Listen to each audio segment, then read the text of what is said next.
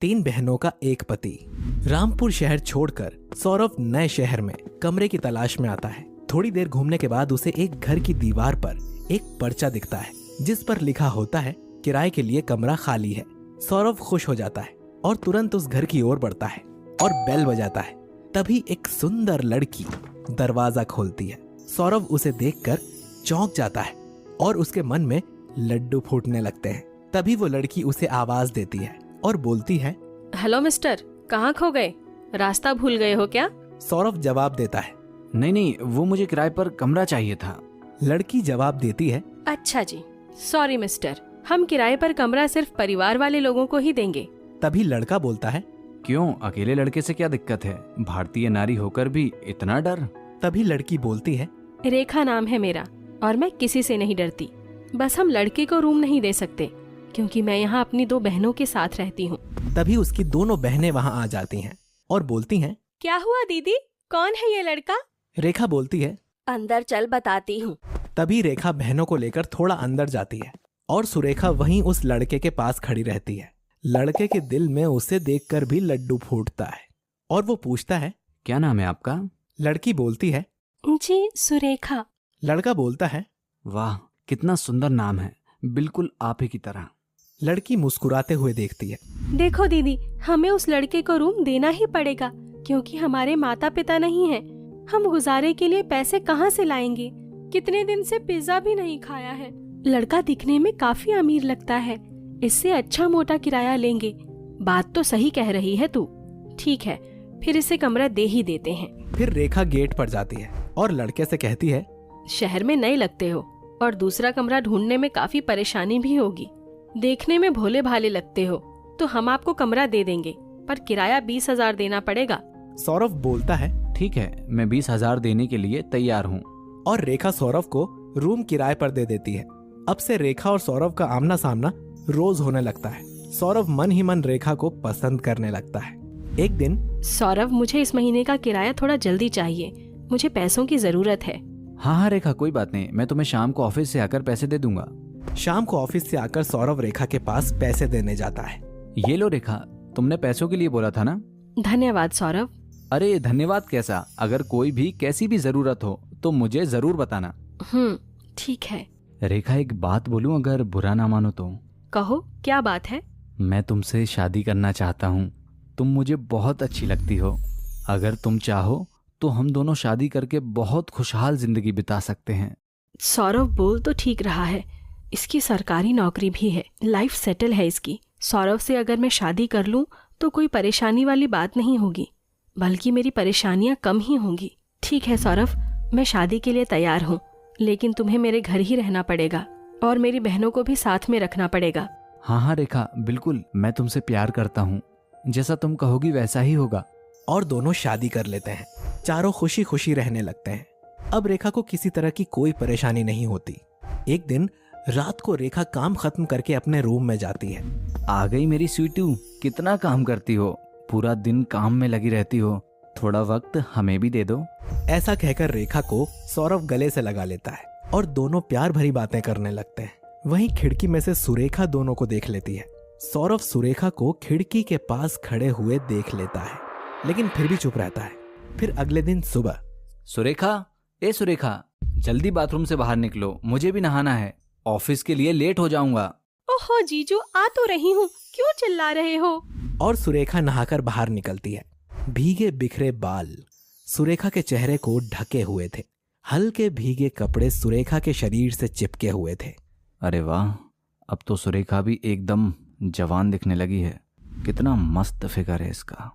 और सौरभ सुरेखा को एक टक देखता ही रहता है। जीजू, क्या हुआ? पहले मुझे कभी देखा नहीं क्या आपने? देखा तो बहुत बार है, लेकिन आज तुम कुछ अलग ही दिख रही हो। अच्छा दीदी को बोलती हूँ। क्या बोलोगी? कि मैं तुम्हें कल रात को जीजा जी के साथ प्यार भरी बातें करते हुए देख रही थी। क्या? नहीं तो, ऐसा तो नहीं है। मैंने कल तुम्हें देख लिया था, लेकिन कुछ बोला नहीं। सोचा अब तुम भी जवान हो रही हो, तुम्हें भी कोई प्यार करे ऐसा तुम्हारा मन करता होगा, है ना? हाँ तो जीजू, क्या बोलते रहते हो? रेखा शर्मा जाती है और भागकर वहां से चली जाती है। सौरभ भी वहां से चला जाता है। एक दिन संडे वाले दिन सौरभ, मैं मार्केट जा रही हूँ, मुझे कुछ सामान लेना है। सुनैना को साथ लेकर जा रही हूँ, जल्दी आ जाऊंगी सौरभ, ठीक है?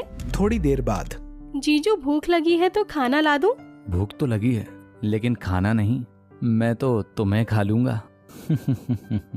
चलो हटो जीजू, मैं भी कोई खाने की चीज हूँ। सौरभ के ऐसे बोलने पर जब सुरेखा ने कोई एतराज नहीं किया तो सौरभ की हिम्मत और बढ़ गई। सुरेखा, तुम्हारा तो कोई बॉयफ्रेंड नहीं है, तुम्हारा मन नहीं करता कि कोई तुम्हें प्यार करे? नहीं जीजा जी, मेरा कोई बॉयफ्रेंड नहीं है, लेकिन हाँ, कोई प्यार करे ये तो बहुत मन करता है। देखो, आजकल का समय बहुत खराब है, मैं नहीं चाहता कि तुम किसी गलत इंसान के चक्कर में पड़ो। और वो सुरेखा को गले लगा लेता है। सुरेखा को सौरभ के गले लगकर बहुत अच्छा लगता है और वो भी उसे दोनों हाथों से पकड़ लेती है। अब से दोनों को जब भी टाइम मिलता वो दोनों छुप छुप कर मिलने लगते। दोनों को एक दूसरे से प्यार हो गया।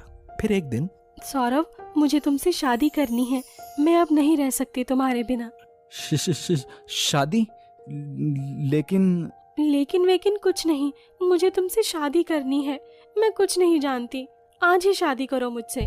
और सौरभ सुरेखा से शादी कर लेता है। सुरेखा को दोनों बहनों से बिना बताए सौरभ अलग घर में रखता है और बाहर काम में मीटिंग का बहाना बनाकर सुरेखा के पास मिलने जाता रहता है। लेकिन सौरभ यहीं पर नहीं रुका।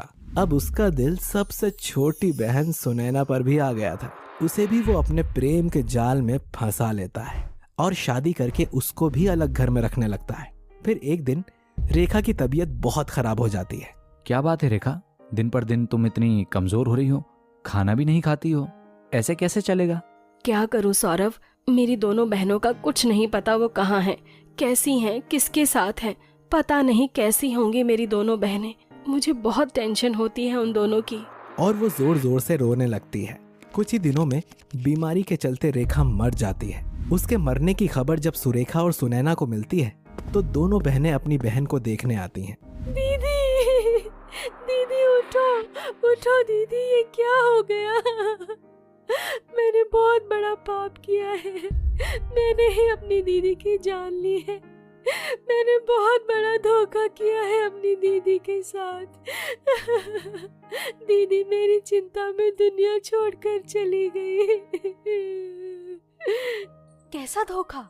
मैंने बिना बताए सौरभ से शादी कर ली और दीदी की सौतन बन गई। ना मैं सौरभ से शादी करती, ना मुझे बिना बताए घर छोड़कर जाना पड़ता।